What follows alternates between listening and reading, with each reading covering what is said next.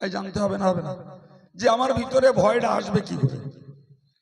ভাই ভয় আসার জন্য একটা সহজ রাস্তা হলো যে যে যে অজনসিয়ত গুলো শুনেছি, মৌতের যন্ত্রণা, মরে গেলে কবরের আযাব, কবরের থেকে উঠলে হাসরের আযাব, হাসরের ময়দান থেকে এবারে আমল নামা বাম হাতে আসা, পুল সিরাতটা পার হওয়া, আর পাপের পাল্লাটা ভারী হয়ে যাওয়া, সেসব অবধি জাহান্নামে যেয়ে পড়া।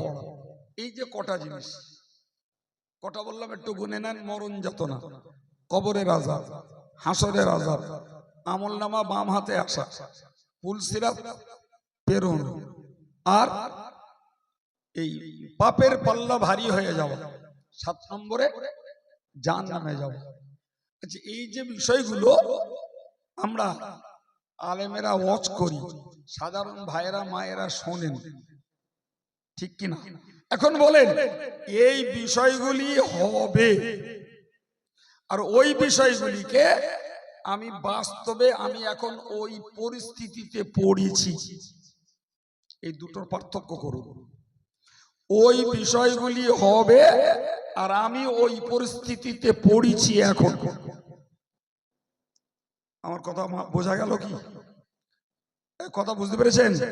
ওই বিষয়গুলি হবে আর আমি বাস্তবের পরিস্থিতিতে পড়েছি, এখন আমার উপায় কি? কবে হবে ছাড়ুন, এখন হচ্ছে। যে লোকটা ওই মরণ থেকে পরবর্তী বিষয়গুলো নিজে নিজে যত কল্পনা করবে তত তার ভিতরে খোদার ভয় তৈরি হবে। সুবহানাল্লাহ বলে, আরেকটু জোরে বলে। আমি মনে করতে হবে যে আমি এখন মরে যাচ্ছি, আমার ঠেকাবে কেডা? আমি এখন কবরে একলা, আমার রক্ষা করবে কে? আমি এখন হাসরের সূর্যের নিচে দাঁড়িয়ে আছি, একদিন না, দুদিন না, 50,000 বছর দাঁড়াতে হবে। কি করে সম্ভব? আমার আমলনামাটা বাম হাতে এসে গেছে, ও আর পাল্টে ডান হাতে করা যাবে না। তার মানে আমার ফেল রেজাল্ট পেয়ে গেছি। এইবার আমার উপায় কি? আমি পুল সিরাত পার হতে আমার আমার আমলনামা মাপা হলো, পাপের পাল্লা ভারী হয়ে গেল। পুল সিরাত পার হতে গেলাম, পা দিয়েই কেটে পড়ে গেলাম। এখন আমার উপায় কি? আমি বুঝাতে পারছি কিছু? খোদার ভয় দিলে যদি তৈরি করতে হয়, তাহলে ওই ভবিষ্যতের ভাবনাগুলোরে নিজে নিজেই কল্পনা করে বাস্তবে ভেবে ফেলতে হবে। খোদার ভয় আসবে ইনশাল্লাহ। আর একটু জোরে বলে। ভাই পরিস্থিতিগুলো যখন আমি কল্পনার জগতে, চিন্তার জগতে ওইগুলোকে ভাববো, তখন স্বাভাবিকভাবে আমার মনে রাখতে হবে, মনে করতেই হবে যে যে তিনি যখন হিজরতের পথে সুর পাহাড়ের গুহায়, রাসূলুল্লাহ যখন হিজরতের পথে সুর পাহাড়ের গুহায় আত্মগোপন করেছিলেন, কাফেররা দেখে ফেলবে তাই ইবলিস কাফেরদেরকে রাস্তা দেখিয়ে দেখিয়ে সেখানে নিয়ে গেল। কে নিয়ে গেল? জোরে বলে। আচ্ছা, ইবলিস এই যে শয়তানি করছে, সেটা তো খোদ রসুলের বিরুদ্ধে না কার? কথা বলেন, কার বিরুদ্ধে? রসুলের বিরুদ্ধে। আচ্ছা বলেন, রসুলের বিরুদ্ধে যদি শয়তান শয়তানি করে, আমরা রসুলুল্লাহর পায়ের ধুলোর যোগ্যও নই, তাহলে আমরা আল্লাহর কিছু কাজ করব আর শয়তানি মানসিকতার লোকেরা শয়তানি আর শত্রুতা করবে না? এটা হয়? কি বলছে? হয়? এটা হয় না বাবা, হয় না। তো শয়তান রাস্তা দেখালো, কাফেররা পৌঁছে গেল পাহাড়ের মাথায়, যে গুহাটাতে নবী এবং তার সঙ্গী হযরত আবু বকর সিদ্দিক রাদিয়াল্লাহু আনহু বসা। হযরত আবু বকর নিচের থেকে চোখ তুলিয়ে তাকিয়ে দেখছেন কাফেরদের পায়ের আঙ্গুল দেখা যাচ্ছে। তাহলে একবার নজরটা নিচের দিকে করবে, যে শত্রু দুজনকে তারা খুঁজছিল পেয়ে যাবে।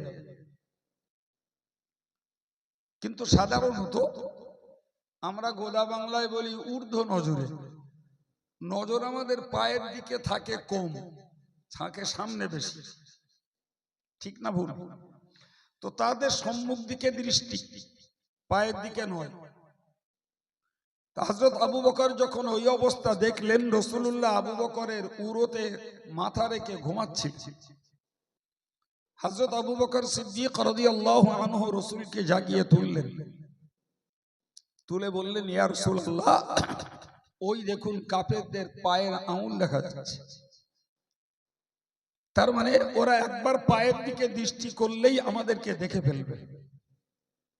বলুন, আচমকা যদি কারোর প্রতি কোনো আক্রমণ হয় সেটা তবুও নির্ভয়ে বরণ করা যায়। হঠাৎ কেউ আক্রমণ করলো, কিন্তু দেখতে পাচ্ছি শত্রু এসেছে আমার মাথার উপরে, ভয়টা তখন অল্প না বেশি? একদম। কাউকে যদি দুম করে একটা চড় মারা হয়, ওতে আঘাতটা লাগে, ভয়টা লাগে না। কারোর যদি বলা হয় তুই রাস্তায় উঠলি, তোর ব্যবস্থা নেব, ভয়টা বেশি লাগবে না? লাগবে। তো রাসূল করিম সাল্লাল্লাহু আলাইহি ওয়াসাল্লাম আবু বকরকে বললেন, লা তাহজান, হে আবু বকর, কোনো চিন্তা করো না, কোনো চিন্তা নেই, ইন্নাল্লাহা মা'ানা, নিশ্চয়ই আল্লাহ আমাদের সঙ্গে রয়েছে। এই যে অগাধ ভরসা, যে ভরসা করার সাধারণ কোনো গল্প ওইখানে খাটে না। আল্লাহ বানিয়ে দিলেন গুহার মুখে একটা মাকড়সার জাল। ওরা কেউ কেউ বলল ওই গুহাটায় থাকতে পারে, আর একজন মুখ চেপে দিয়ে বলল, ওই গুহায় যাবে যদি মাকড়সার জাল থাকে। আর কি বোঝা গেল? আল্লাহ যারে হেফাজত করে মাকড়সার জাল দিয়ে তারে হেফাজত করে, সুবহানাল্লাহ বলে। আর আল্লাহ যাকে হেফাজত করে না, কঠিন বাংকারের মধ্যে থেকেও তার রক্ষা হয় না। এই প্রগাঢ় বিশ্বাসটুকু আমাদের দরকার। এটাই আমাদের ছেলে ছোকরা, মেয়ে, মরদ, আলেম বেআলেম সবার দরকার। এই অগাধ ভরসাটুকু আমাদের প্রয়োজন। সম্মানিত ভাইরা আমার, তো আমি আপনাকে শুধু জাস্ট আব্দুর রকিব সাহেবের কথাটাকে আর একটুখানি স্পষ্ট করে আপনাদের মাথায় দেওয়ার জন্য এই কয়েক মিনিট কথা বললাম। কোরআন বলেছে, ফাযাক্কির বিল কোরআন, তোমরা কোরআন দ্বারা উপদেশ দাও। আল্লাহ তার নবীকে বললেন কোরআন দ্বারা উপদেশ দাও, কারণ ফাযাক্কির বিল কোরআন মান ইয়াখাফু ওয়াঈদ, যে লোকটা আমার আযাবের ভয় করে তাকে কোরআন দ্বারা উপদেশ দিলে তার কাছে উপদেশ কার্যকর হয়। সুবহানাল্লাহ বলে। কিন্তু মূলত যে লোকটা আমি আল্লাহর আযাবের ভয় না করে তাকে উপদেশ দিলে উপদেশ ব্যর্থ। এই কথা বলতে আফজালনগরের লোকেরা আমায় ভালোবাসে, তা আমি এখন এখান থেকে জলসা ছেড়ে যাব রাজারহাট।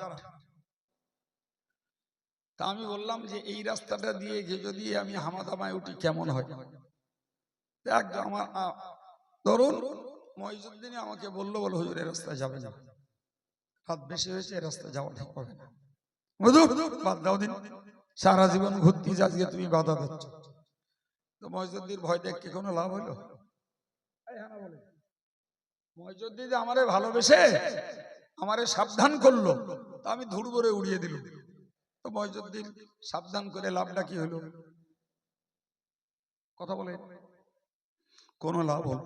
এই জন্য আল্লাহ বলেছেন, যারা আমার আযাবের ভয় করে ওদেরকে কোরআন দ্বারা উপদেশ দাও, তাহলে কাজে লাগবে। কিন্তু মূলত যারা আমার আযাবকে ভয় পায় না তাদেরকে গোটা কোরআন পড়ে দিলেও কিচ্ছু লাভ হবে না। বাবা হবে গা, কথা বলে। যে এই যে দেখেছেন না, তদবির কারকরা জেনের রুগীদের তদবির করে, তাতে কোরআন লেখে, কি অন্য কোন হাদিসের দোয়া কালাম লেখে। আপনারা অনেকে হয়তো দেখেননি, একটুখানি কোরআন শরীফ আছে, কত খুব বড় জোর 1.5 ইঞ্চি, আর লম্বায় 1 ইঞ্চি আর 6 ইঞ্চি হবে, গোটা কোরআনের মধ্যে।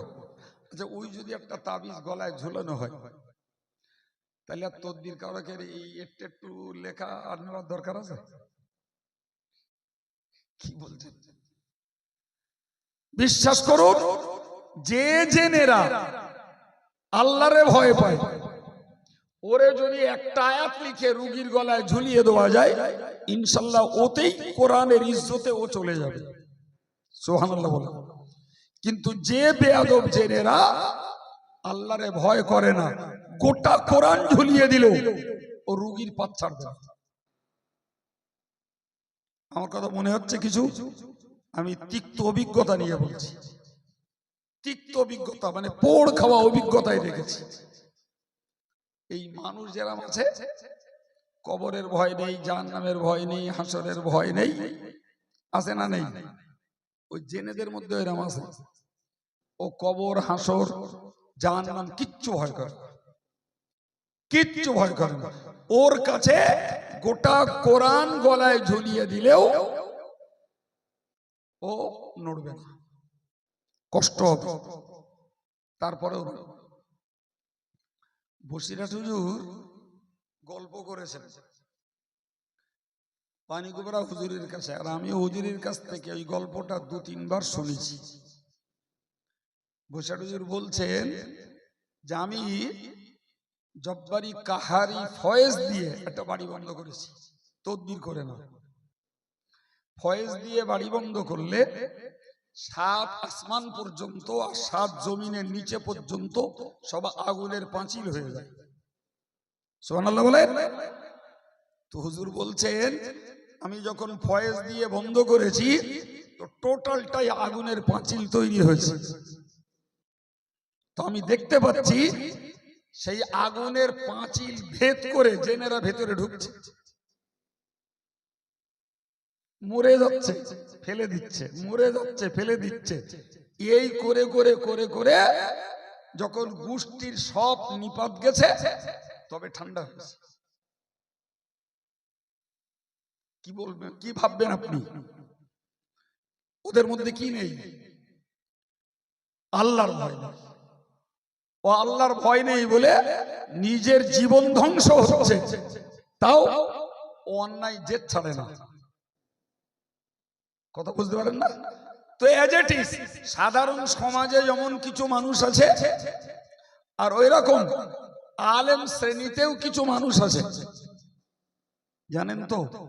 ওর পাপ হোক, ও আল্লাহর কাছে হাসরের দিনে কৈফিয়ত দিতে হোক, কৈফিয়ত দিতে না পেরে জাহান্নামে যেতে হোক, কবরের আযাব হোক, নিজের নেকি কেটে যার নামে গাল দিচ্ছি তারে দে দিতে হোক, সব দেওয়া যাবে, তবে জেদ ছাড়া যাবে না। কিছু বুঝতে পারছেন আমার কথা? হ্যাঁ। সুতরাং আমার বক্তব্য, দরকার কি বলেন? আল্লাহর ভয়।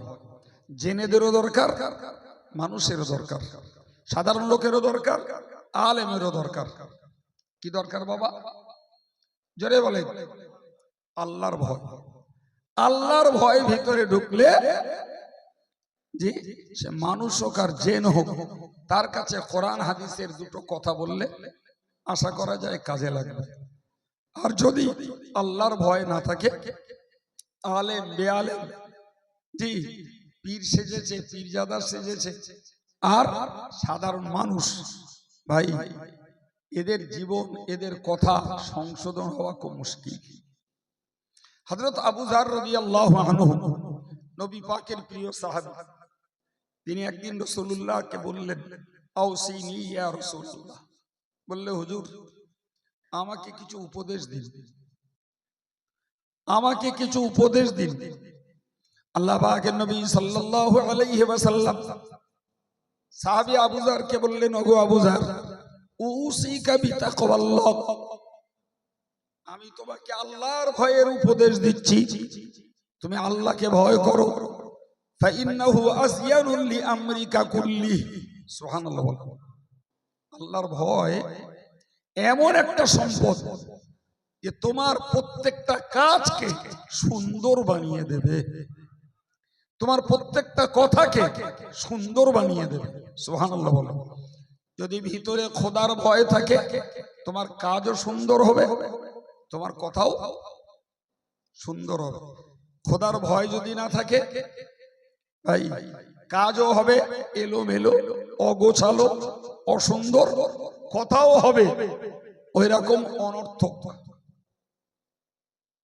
কথা বুঝতে পারছেন না? জি, আজকের আমি জামিয়ায় কালেকশনের সময় মিনিট 2 একটা কথা বলছি ভাই, যারা এই অল ইন্ডিয়া সুন্নাতুল জামাতের আলেমদেরকে গালমন্দ করছে, তো জ্যান্তগুলোকে গালিমন্দ করে যদি হাত ধরে ক্ষমা চাওয়া যায়, তো তারা মানবতার তাগিদে ক্ষমা করে দিতে পারে, ক্ষমা করে দিলে সে খালাস। আচ্ছা বলেন দিন, আমার আব্বা ইন্তেকাল করেছে, আমার আব্বার নামে গালি দিচ্ছে, আমার আব্বারে মাতাল বলছে, কথা বুঝতে পারলি?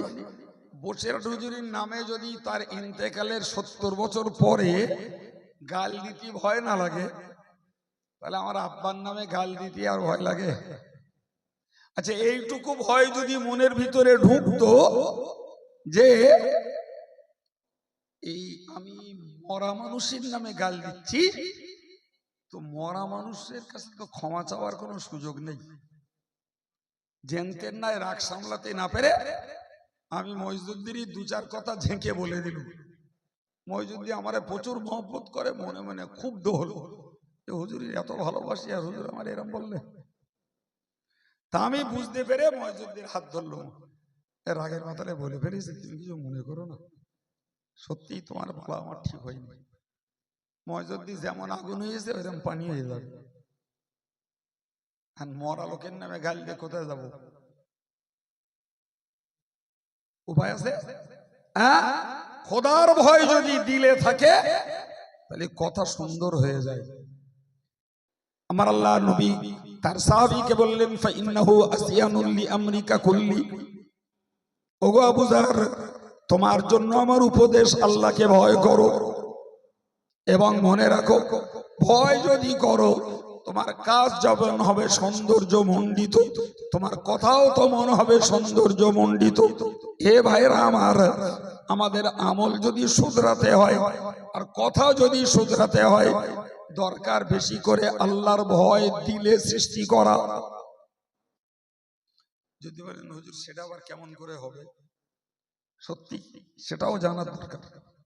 এই জানতে হবে না, হবে না যে আমার ভিতরে ভয়টা আসবে কি করে?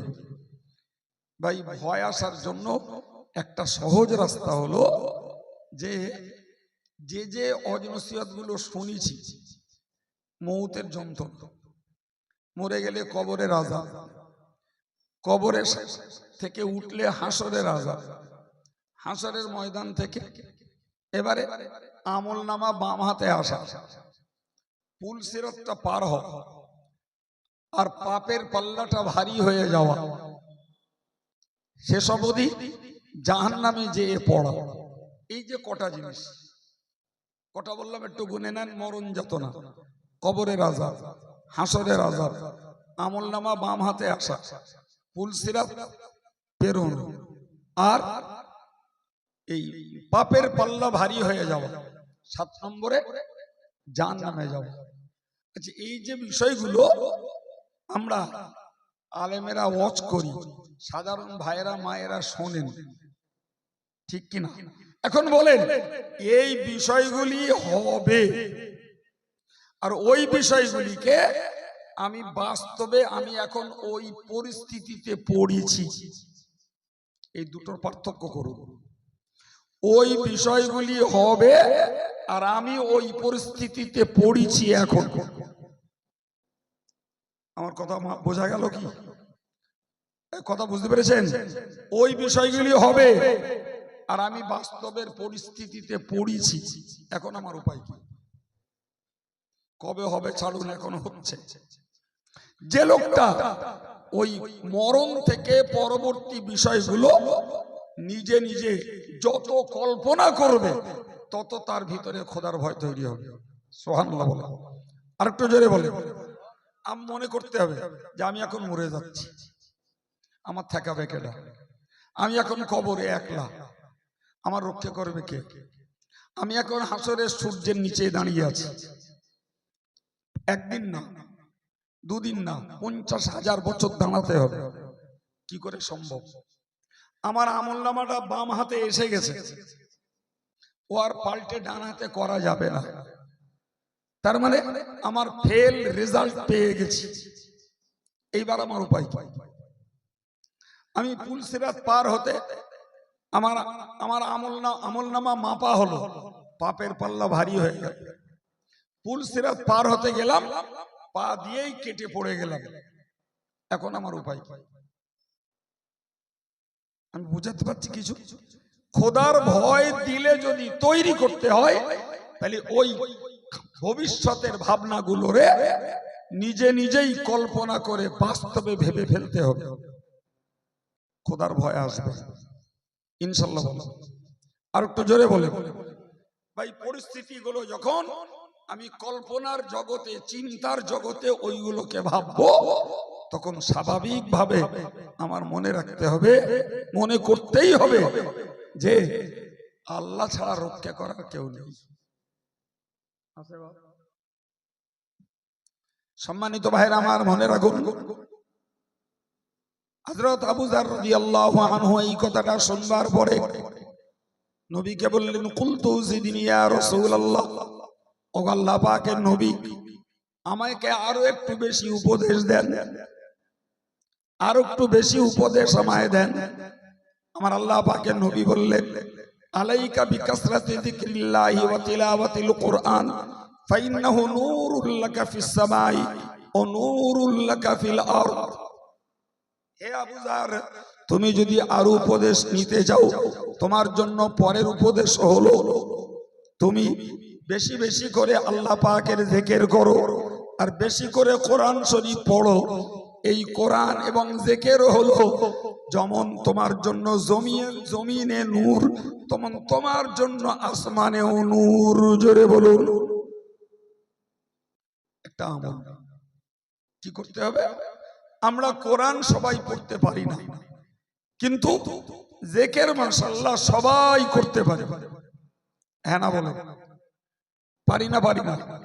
তো নবী বললেন, হে আবু যার, যদি তুমি আরো কিছু উপদেশ পেতে চাও, তাহলে তোমার জন্য দ্বিতীয় নম্বরের উপদেশ হলো তুমি বেশি বেশি করে জিকির করো। আর যে কোরআন পড়তে পারে সে বেশি করে কোরআন পড়ুক। তাহলে এটাই দুনিয়া এবং আখিরাতে, আসমানে এবং জমিনে তোমার জন্য আলো হিসাবে তোমার সহায়ক হবে। সুবহানাল্লাহ বলেন। এখন বলেন, অন্ধকারে পথ চলা নিরাপদ না আলোয় পথ চলা নিরাপদ? সবাই জানি অন্ধকারে পথ চলা নিরাপদ নয়। পথ চলা নিরাপদ কোথায়? আলোয়। সুতরাং আলো যদি আমায় পেতে হয়, আমাকে বেশি করে জিকির করা লাগবে। ও আলো সূর্যের আলো নয়, ও আলো টিউবলাইটের আলো নয়, ও আলো হলো দিলের আলো। সুবহানাল্লাহ। দিলের আলো জ্বলে উঠবে, তার পৃথিবীতে কোথাও পথ চলতে গা ছপছপ করবে না। আর আসমানেও তার জন্য নূর আল্লাহ দান করবেন। সম্মানিত ভাইয়ের আমার, 3 নম্বরের কথা বলছি, মনে রাখুন। আমার নবী সাল্লাল্লাহু আলাইহি ওয়াসাল্লাম হযরত আবু যারকে বললেন, আলাইকা বিতাউলিস শামতি, ওগো আবু যার, তুমি এর পরেও উপদেশ চাইছো, আমি তোমাকে উপদেশ দিচ্ছি, তুমি বেশি সময় ধরে চুপ থাকার চেষ্টা করো। কি করতে চেষ্টা করো? চুপ থাকো, চুপ থাকো, নীরবতা অবলম্বন করো। বেশি কথা বলতে যেও না, যত কথা বলবে ততই ভুলের সম্ভাবনা। ভাই দুনিয়ার কথা মানুষ যত বলবে তত ভুল হবে, দিনের কথা যত বলবে তত সব হবে। আর একটু জোরে বলেন। ভাই আমরা চা দোকান, মোড় মাথায়, ক্লাবে, চায় কিংবা এই মোবাইল নিয়ে, এটা কি দিনের কথা বলি না দুনিয়ার কথা বলি? কথা বলে দুনিয়ার কথা। আমার আল্লাহ পাকের নবী হযরত সাহাবী আবু যারকে বলেছিলেন, ওগো আবু যার, যদি তুমি আরো উপদেশ চাও আমার পক্ষ থেকে তোমার জন্য উপদেশ হলো তুমি বেশি বেশি চুপ থাকার চেষ্টা করো, বেশি বেশি তুমি নীরব থাকার চেষ্টা করো। মনে রাখো ফাইন্নাহু মাতরাদাতুল লিশ-শাইতান ওয়া আউনুল লাকা ফিল আমর। সুবহানাল্লাহ। যত চুপ থাকবে ওটাই হবে শয়তানের জন্য বড় আঘাত। এর মানে হলো এই মানুষ যখন আলফাল কথাবার্তা বলে, শয়তান তখন ওই সুযোগে তার সঙ্গী হয়ে আরো বেশি কথা বলায়। এই কথা বুঝতে পারছেন? আবার বুঝুন, মানুষ যখন বেশি কথা বলে শয়তান ওই সুযোগে মানুষকে আরো বেশি কথা বলায়। আর মানুষ যত নীরব থাকে শয়তান তত হটে যায়, তার মানে ওর সুযোগ হয় না। ভাইরা মায়েরা, আপনারা সাধারণ মানুষ হন আর আলেমরাই হোক, ভাই কথা বেশি বলা ভালো না কম বলা ভালো? কম বলা ভালো। জি ভাই, যদি বেশি দু কথা বলতে হয় তাহলে সেটা দিনের কথা। আচ্ছা, গাল, কুৎসা, বদনাম, অপপ্রচার, মিথ্যাচার, এগুলো কি দিনের কথা না দুনিয়ার কথা? ভাই সর্বনাশ করে ফেলে দিচ্ছে। আলেম সেজে, বক্তা সেজে, পীরজাদা সেজে এত পরিমাণ গালাগালি করছে আর এত পরিমাণ অবান্তর কথা বলছে। বিশ্বাস করুন, মেঠো লোকেরা ওই রকম ভাষা বলতে পারে না। শয়তান সুযোগ পাবে না পাবে না? জি, শয়তান সুযোগ পাবে।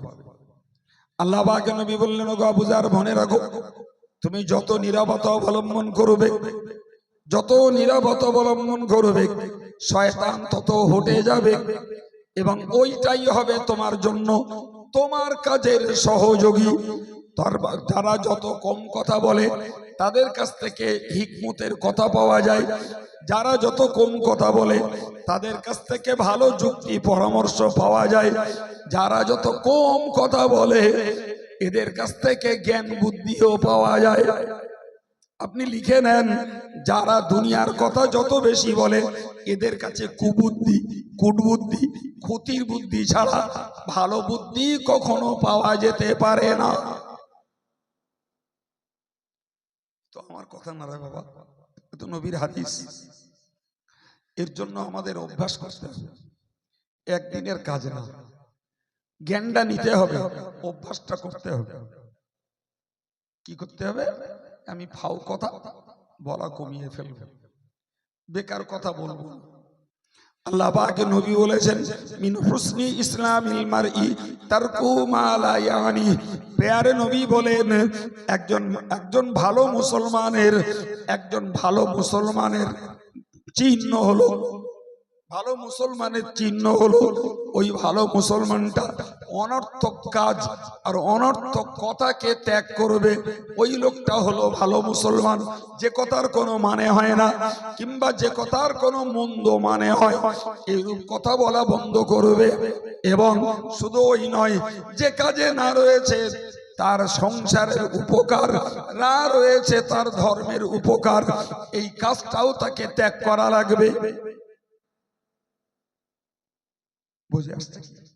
আচ্ছা বলেন তো, এই যারা খেলাধুলো করে, তাস খেলুক, জুয়া খেলুক, ক্রিকেট খেলুক, ফুটবল খেলুক আর খেলা দেখুক, ভাই সত্যিকারের কথা বলবে, এগুলো সংসারের না ধর্মের, কোনটার কাজে আসে? এখন যদি বলেন হুজুর যারা খেলা করে ওরা প্রচুর টাকা ইনকাম করে, এটা বলতে পারে কেন? তাহলে একদল খেলোয়াড়রা খেলিয়ে দুনিয়ার টাকা রোজগার করে, আখেরাতটা বলেন বলেন ধ্বংস হয় না হয় না? হ্যাঁ, আখেরাতটা ধ্বংস হয়। তাহলে যে কাজ করতে যে আমার আখেরাত ধ্বংস হয়, ওই কাজটাও তো ইমানদারের জন্য বলেন। বেঈমান কি করলো, ওটা ইমানদারের দিকে লাভ ডাকি, কোন লাভ আছে? আমি ইমানদার, তাহলে আমি মনে করলাম আমি একজন খেলোয়াড়, আমি খেলিয়ে দুটো টাকা রোজগার করব, তো হুজুর যে বললে যে যাতে সংসারের উপকার নেই, আমার তো সংসারের উপকার হচ্ছে। ও বাবা বাঁচা ধন, এটা কি বুঝছো না? তুমি সংসারের উপকার করতে যেয়ে আখেরাতটাকে ধ্বংস করে ফেলছো। যদি এটা না বুঝো তাহলে তুমি কেমন ইমানদার? হ্যাঁ বলেন।